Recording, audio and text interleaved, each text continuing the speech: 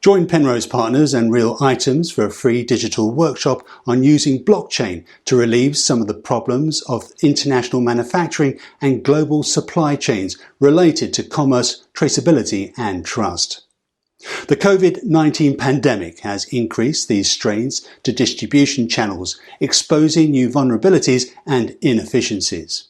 RealItems.io provides a single source of truth for brands, consumers and regulators for authenticity, which you can verify with a smartphone.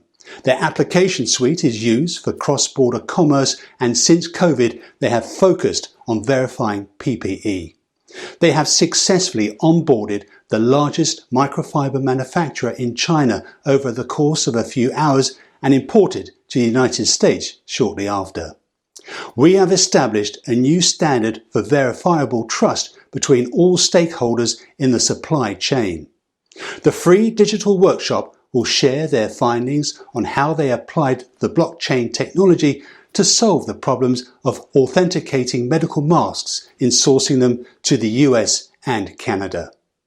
All proceeds from this educational workshop will go directly to purchasing medical masks for donation to frontline healthcare workers. For more information and to order tickets, click the link.